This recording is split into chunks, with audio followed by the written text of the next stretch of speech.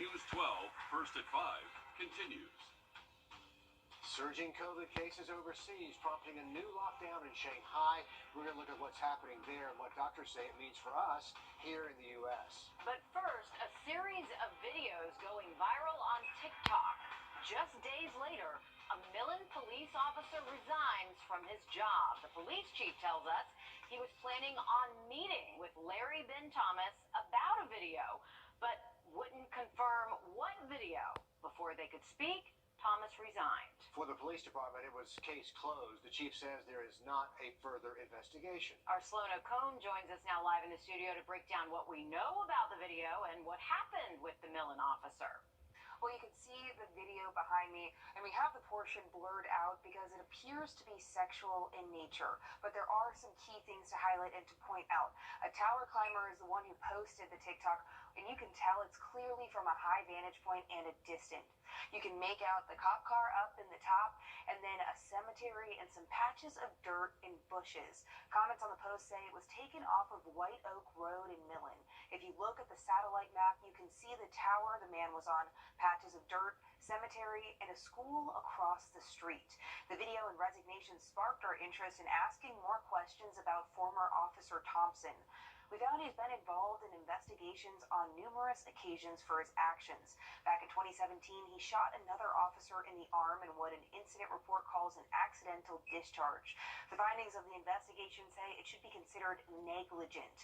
In 2019, he was responding to a potential home invasion, T-boned another car going 86 miles per hour, and ultimately, the 76-year-old driver died from his injuries after 2 days. In 2021, he admitted to inappropriately running the tags of a woman he had a prior relationship with to get her current address. For this, he was placed on a 2-day unpaid suspension and had to complete GBI security awareness training, which raises the question of what punishments do officers face for their actions? Because there really is no standard for policies and policy enforcement across the state. Post is kind of the bedrock, because if you do some things, Post will make the decision for you. And coming up on News 12 at 6 o'clock, I'm combing through more of Thompson's history and why officers with checkered pasts can often resign and move from one agency to the next. All right, thanks for that update, Sloan. Taking a look outside, the Calhoun is suspended. Locally and across the U.S., we've been enjoying a dip in cases, hospitalizations, and those COVID restrictions. Okay, so here are the main questions. Could we see a similar surge to what's happening in Europe and Asia? Our Celeste Springer spoke to local doctors about what things differ here at home. The views in China this month reminiscent of the early days of the pandemic. The WHO is contributing 86% of new cases globally to an Omicron subvariant, also called stealth Omicron. It does seem to be spreading faster. That came as bad news to China, a country that was heavy-handed in lockdown efforts early in the pandemic. They had this massive lockdown. They would lock down entire city blocks. Now it seems that this new subvariant is out there, and most people have not been exposed to any of the variants. The virus quickly overtook Hong Kong in a new wave, where back in February, vaccination rates among those 80 years or older sat only at 33%. In terms of who's at highest risk of actually dying from COVID-19, it remains those who are over the age of about 60 or 65 or so. But how are vaccination rates different here? According to the CDC, 82% of Georgians aged 65 and up are fully vaccinated, though doctors say the next battle is to get everyone boosted. And while local doctors urge everyone to get that extra shot and hope the most at risk will wear masks in crowds, this is certainly not time to panic. This is a time to return to a normal existence here in Georgia and South Carolina. There's hope different efforts here at home will set us apart from what's happening across the globe. Celeste Springer, on your side. White House Chief Medical Advisor Dr. Anthony Fauci says he expects an uptick in cases here in the U.S., but not necessarily a major surge. The number of South Carolina kids getting the shots they need for school is falling, and the health department says preventable diseases are spreading. 2 chickenpox outbreaks were reported to DHEC earlier this month, the first since 2020, both outbreaks at elementary schools. Health experts say the outbreaks are concerning because they happened recently and within a short time period, and they're reminding parents to stay up to date on those shots, including the flu, pneumonia, and tetanus. 11 workers have filed a lawsuit against a company that services Food Lion stores. It's over an incident last year at a distribution center in Ellery, South Carolina. The plaintiffs say 3 companies were negligent when the improper use of welding equipment indoors exposed at least 20 people to toxic levels of carbon monoxide. They say it caused them to experience severe dizziness, nausea, and shortness of breath, and many of them have experienced lingering effects like headaches and insomnia. Augusta Mayor Hardy Davis returning to the Persian Gulf country of Palatine. Taking a moment to show some love to the Augusta University Jags, even though they lost that national title game over the weekend, they still have a lot to be proud of this season. Oh, they sure do. Their 19-game winning streak came to an end against the Missouri State Bearcats over the weekend. It was the first time the Jags returned to the national title game since 2008. And even with the loss, the players say they feel great about their progress. And congratulations to them on a great season. Absolutely. Go Jags for sure. They played a heck of a game, and hey, second place, still not too bad. If you were up there. Life is full of highs and lows, especially at Weinberger's Furniture Outlet. What do you mean highs and lows? Well, we have low prices, really low prices, and with prices that low, we have high turnover. Items change every day. New styles, designs, colors, and sizes. So here's the lowdown on the outlet. The prices here are amazing every day, plus the merchandise changes daily. It's always a big deal At Weinberger's Outlet. It's time, Rex. Let's have a conversation. A record number of golfers turning up in Aiken today for the Triple Crown Golf Classic. As our Will Volk reports, it's not just about the sport, but also about supporting 2 local organizations. Look at all these golfers, almost 200. Organizers say it's a tournament record. You know what they want, MH? Michael Hall put together a team with his friends. You know what they want, MH? He hasn't missed a tournament yet. He's been to all 26. Wow, Randy. He likes coming back every year because it's all for a good cause. Turn over. Then turn over for me. Man, that's exciting, man, because we know that these donations will go to help people in the Aiken community.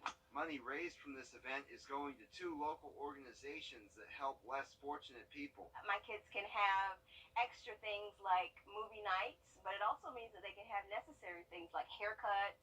Carmen Landy is the CEO of Helping Hands, which helps abused children. Her organization and the Tri Development Center, which helps people with disabilities, are both benefiting. People really respect the work that Tri Development and Helping Hands do for the people that we serve. It's always good time. Oh, nice ball. Nice ball. Hall loves this. Helping a good cause and golfing. For these friends, it's not a bad way to spend an afternoon. In Aiken, Will Volk, on your side. Good job, eh? Good job. Great putt, caught on camera. I love it when you have witnesses for a nice putt like that. Organizers say they raised $28,000 this year. Yeah, not a bad way to spend a Monday. Right. Nice weather for that out there today. Yeah. Meanwhile, a golf tournament coming up next month is in memory of an Augusta teenager just over 5 years ago, Drew Passmore, in a car accident that took his life. Since then, the Battle One Foundation has raised money in Drew's name to support area high school students. The money is used for resources needed for education, athletics, and service opportunities. Drew's dad says his story has reached people around the nation, but the community has really stepped up. The community as a whole came together, and they still do. They still come out to support the foundation and all the events that we have, and we're very, very grateful for everybody that has supported it. By the way, the tournament's coming up April the 11th at Westlake Country Club. That's at 1 in the afternoon, and you can still register if you want to tee it up for a really good local cause. With gas prices still at some of the highest we've seen in years, you might be looking for ways to save some money. There are some apps that claim to help you find the cheapest price, and some that give you cash when you fill up. But Jamie Tucker takes one for a drive to see if it actually works. Get Upside is a popular smartphone app claiming to help you find deals where you can save as much as 25 cents per gallon. Get Upside shows stations they partnered with. Depending on where you are, you may only see a handful. The app says there are 36 offers near me, mostly Shell stations offering as much as a 12-cent discount. Here's where math helps. Getting 10 gallons, I'd save $1.20, but I'd burn gas to get that offer. This 6-cent discount is closest, so I'd save 60 cents. The app doesn't take the money off at the pump, but adds it to a Get Upside account. When it reaches $15, the money is deposited into a bank account or PayPal. The problem is the stations participating don't always have the cheapest price to begin with, so you may actually save more by going to a different station. And to get the cash back, you have to claim the offer, then scan and upload the receipt when I'm at the pump. It's another step to save 60 cents. Get Upside isn't just gas. There are cashback offers at restaurants of about 7%, and grocery stores participate, but none in my area. Does it work? Yes. Is it as good as it sounds? Maybe not. Still, people who use it regularly do earn cashback, which is better than nothing, right? It depends on how many stations and restaurants participate in your area. So, as they say, your mileage may differ. I'm Jamie Tucker, and Get Upside is the app of the day.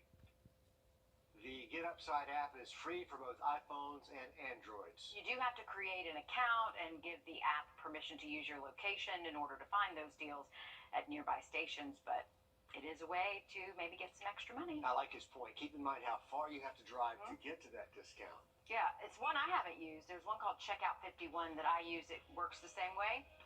I've gotten money from that before, but that's a new one for me. Go ahead.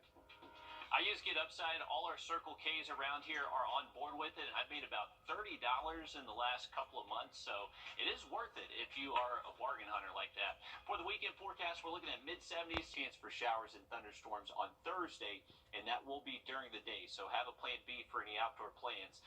Friday into the weekend, though, we do clear out, looking nice and comfortable with temps in the 70s.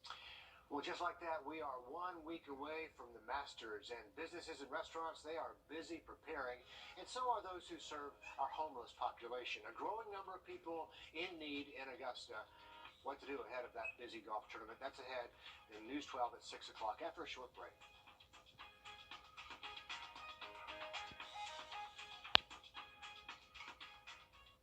Chrysler Dodge Jeep Ram.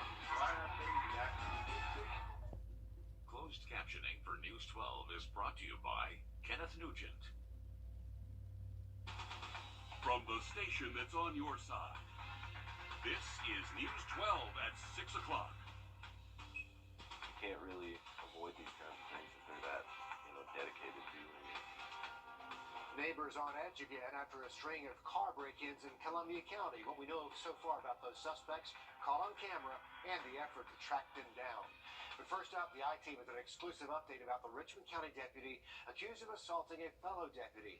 Georgia Post suspending Brandon Keithley's law enforcement certification when he was arrested on 2 felony charges more than a year ago, but he's still on paid administrative leave.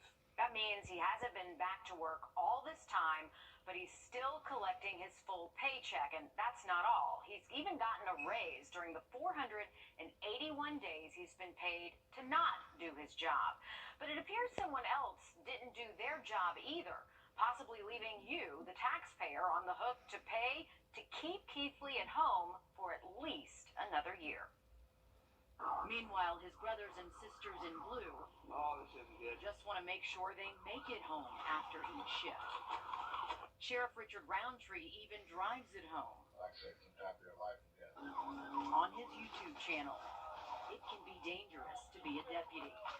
Only this case is about a deputy accused of being dangerous. Let's rewind back to February of 2020, when Deputy Nicholas Nunes was performing CPR on a 17-year-old with a gunshot wound. Deputy Brandon Keithley is accused of hitting Nunes in the back of the head with a flashlight. D'Angelo Burns died in the Circle K parking lot on Peach Orchard Road a short time later. Deputy Nunes needed staples and stitches. This was embarrassing, not just to the deputies, but to this agency. Sheriff Roundtree disciplined both Keithley and Nunes following an internal affairs investigation, where the sheriff's office essentially investigated itself. Nunes resigned to work somewhere else, but Keithley return to work after being suspended. When Sheriff Richard Roundtree didn't announce criminal charges for the assault, the DA promised to ask a grand jury. Fast forward 10 months, when a grand jury decided to indict Keithley on 2 felony charges for assaulting Deputy Nunes. Keithley was booked into jail December 2nd, 2020. We start the clock when he bonded out that same day, because that's the date taxpayers started paying him to stay at home. The I-Team sent an open records request for his salary information, and here's what we learned. For the first year he stayed off the job, taxpayers paid him a total of $43,394.72. This year, however, he is earning a new rate of pay thanks to a 2022 salary increase. That's right, he's getting an extra $2,496.37 just to stay at home after he's been staying at home. Now keep in mind, Sheriff Roundtree continues to ask Augusta commissioners for money. In this year's budget, he asked for 60 new tasers. At $1,860 each, Keithley's salary could cover around 25 of them. Or it could pay for the 8 biometric readers the sheriff requested, plus the training class, with quite a bit left over. Keithley's salary just for 2022 could also cover the entire education program. In 2021, it could have almost paid for all the protective headgear commissioners approved at their January 6th meeting. But this isn't just about taxpayer money. It's about a deputy indicted on felony charges, still employed as a deputy. Before the dollars started to add up, the I-Team asked the outgoing district attorney if that's unusual. That is very unorthodox. I mean, it's always been the procedure, as far as I'm aware, that once someone is indicted, that they are no longer employed with the sheriff's office at all. Which leads us to the current district attorney and where this case stands now. Before Jared Williams even took office, he told me he would be sending the case to the state attorney general because Williams had a conflict. He was a member of the law firm representing Deputy Keithley. The I-Team confirmed the AG's office received Williams' conflict letter December 9th, 2021. That's more than a year after Williams confirmed that conflict to the I-Team. That means the case was essentially at a standstill for more than a year. Now, that delay means hundreds of other cases are in front of it.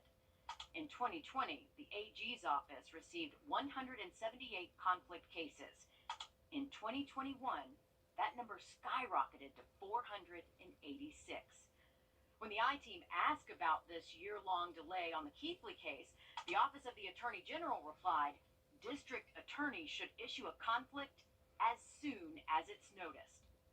During the course of our own investigation, the I-Team noticed, according to Sheriff Roundtree's own policy and procedures manual, a flashlight can be considered a deadly weapon. In the reasonable force defined section, it clearly states under impact weapons, it may be considered deadly force if strikes are directed to the subject's head, as was the case with Deputy Nunes. Deputy Nunes is now working in law enforcement in Arizona. Deputy Keithley, meanwhile, makes a living sitting at home. Unlike his fellow Richmond County deputies who put their safety on the line every single day to protect, to serve, and to earn their paycheck. I reached out to Brandon Keithley's attorney. He said they do not want to make any comments at this time. I was hoping Sheriff Richard Roundtree might want to speak to me as well. I did not get a response to my request, and it was no secret I was working on this story. I had to go back and forth quite a bit to get these salary records. Keithley, by the way, has been indicted on those charges, but again, he has not been on trial, so he's still presumed innocent. If convicted, he could face 1 to 20 years in prison just on the aggravated assault charge. For aggravated assault on a peace officer, he could face 5 to 20 years. Let's have a look outside now as we look at some storms likely by Thursday in just about 10 minutes. All right, thanks for that, Riley. The Aiken County Sheriff's Office needs your help finding this missing woman. Take a good look. They do believe that she might be in danger. The family of 54-year-old Melissa Keenan says they last saw her Friday walking into the woods near her home on John Scott Road, which is off of Charleston Highway. We're told she was in black sweatpants and a dark gray hoodie. Anyone with any information is asked to please call deputies at the number on your screen. That is 803-648-6811. Also this evening, the search is on for suspects behind several car break-ins in Columbia County. The owner of this doorbell camera tells us it happened around 3:30 this morning in the Wrights Farm neighborhood in Grovetown. You can see suspects in at least 3 different cars here, and this video is pretty clear too, and they were all allegedly involved in this operation. We have News 12's Claire Allen live now from Wrights Farm with more on those neighbors' concerns about all this. Claire? From what police tell me, there were about 4 cars that got broken into, and mostly small items were stolen. The most alarming part about all this is that the suspects may have been armed with a handgun. One neighbor I spoke to says his car was stolen right out of his driveway, and the thieves abandoned the car right in the middle of the road. And literally the first thing I thought was, oh, not again. Neighbors in one Grovetown neighborhood broke up to their cars ransacked from early morning car break-ins. This is actually very concerning because this is the second time since we moved here in January that I know of that this has happened. News 12 obtained camera footage of suspects going from home to home, pulling on car doors. In one video, you can see one suspect is armed with a gun. It's scary. It's unsettling. One neighbor told us he just moved into his new home in March and woke up to an unexpected surprise. This morning, when the cops knocked on my door, I noticed my car was gone. I noticed it was gone last night at 4 a.m. Just 5 miles down the road in Augusta, reports detail similar car break-ins at Haines Station off Dean Bridge Road. Now neighbors are worried these incidents could escalate. Yes, I am very concerned that if this does happen again, other people come back, new people come back, more people come back armed. If there's going to be nothing to deter them now, who's to say it's not going to happen in the future? And neighbors say despite these break-ins that this is still a safe place to live in. Law enforcement tells me the best thing you can do is to lock your doors and be aware of your surroundings. It's a really good surveillance video. Hopefully that will help investigators find these suspects. Claire, thanks for the live update there from Grovetown. As we shift things over to First Alert Chief Meteorologist Riley Hale. We are looking for nice weather the next couple of days. The forecast just after the break. Plus, just 1 week until the Garden City rolls out its welcome mat to the world. See how our community is making sure there's room for everyone in Augusta. Next. 9. Masters Week is almost here, and while the city gets ready for more crowds, more customers, finally people again, 2 local groups are making sure there is enough room for everyone. Here's Kennedy Harris with how they're helping the homeless ahead of the biggest week in Augusta. Pretty soon, traffic on Washington Road will be picking up, and beds at the Center of Hope might be filling up. But we just want to remove any barriers to keep people from getting help. Barriers like access to the shelter. We've just seen a growing number of homeless folks around the community, not just around the shelter. Like on Washington Road, where it's an hour, 30-minute walk to the Center of Hope. But now a bus pass will take them to the shelter for free. I hope, that once they get here, we're going to get them into case management, and we're going to remove barriers. The partnership between Augusta Transit and the Salvation Army will distribute 5,000 passes starting Tuesday. They're targeting Washington Road first. If folks need a meal to eat and they don't necessarily want to stay here, it is available. You can just show up and you'll get food. And there's no better time, with hotels making room for tournament guests by kicking others out, and the recent shutdown of an illegal shelter downtown. Officials expect more people in need ahead of golf week. This month, the shelter already became home for 9 separate families, with 21 children total. We've got some cots in, some mattresses that we're bringing in just to help ensure that we have plenty of room for everybody. A ride to the shelter and hopefully a ride to assistance. Kennedy Harris, on your side. Those bus passes will start going out to businesses along Washington Road tomorrow. If you or someone you know needs one, they can stop by a business or get in touch with the shelter. The Salvation Army says this is not a temporary partnership, and they are working to keep this initiative going. Let's head outside now for a live look to see how things are looking. Riley, thanks. Still to come, a series of TikToks go viral. Then just days later, a local police officer resigns from his job. We're asking questions and taking a closer look at the videos in question. The live new models are arriving daily. See your Augusta Aiken Honda dealer. We're asking questions tonight about videos going viral showing what appears to be a police officer engaging in a sexual misconduct case on the job. News 12 Sloan O'Cone live in our studio with what we know about this so far. Well, you can see the video behind me. We have this portion blurred because it appears to be sexual in nature. The police chief tells us he was planning on meeting with Larry Ben Thomas about a video, but wouldn't confirm what video. Before they could speak, Thomas resigned, so we wanted to take a closer look. From the tower climber's TikTok, you can tell it's from a high vantage point in distance. You can make out a cop car, the cemetery, and some patches of dirt and bushes. Comments on the post say it was taken off of White Oak Road in Millen. If you look at the satellite map, you can see the tower, patches of dirt, cemetery, and a school across the street. The video and resignation sparked our interest in asking more questions about former Officer Thompson. Some agencies have very low tolerance for any type of arrest. And some agencies have a much higher tolerance. Investigation documents show back in 2017, he shot another officer in the arm in what the incident report calls an accidental discharge. Thompson claims he was cleaning his gun when it got jammed and fired. The findings of the investigation say the weapon had no malfunctions that would have led to a discharge, and it should be considered negligent. In 2019, investigative reports show Thompson was responding to a call T-boned another car going 86 miles per hour. Ultimately, the 76-year-old driver he hit died from his injuries. Just last year, a woman he had a prior relationship with told police he was harassing her.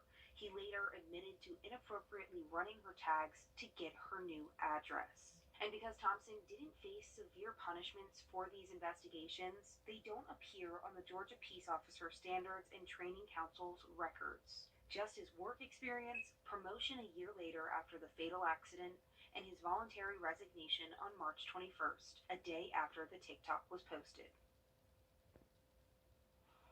And actions are only reported to post if they're terminated, resign under investigation, or instead of being fired, or if the officer is suspended for more than 30 days. And Thompson's only consequence was being placed on a 2-day unpaid suspension after the harassment of the woman and had to complete GBI security awareness training. Interesting follow-up on that, Sloan. Thanks for checking into that and for looking at the post records. Columbia County deputies, they are asking for your help finding the driver of this white F-150. Take a good look. They are accused of hitting a child who was riding a bike in Martinez last night, then leaving the scene. It happened just before 7:30 at the intersection of Braddock Street and Maywood Drive, just a couple of blocks from Augusta Prep. If you have any information about this, please call the sheriff's office at the number on your screen. Well, it is only Monday, but we can always look towards the weekend, and Saturday and Sunday are looking picture perfect. Mid-70s for highs with just a few clouds passing on by, but generally dry for us. Now look at that 7-day forecast coming up.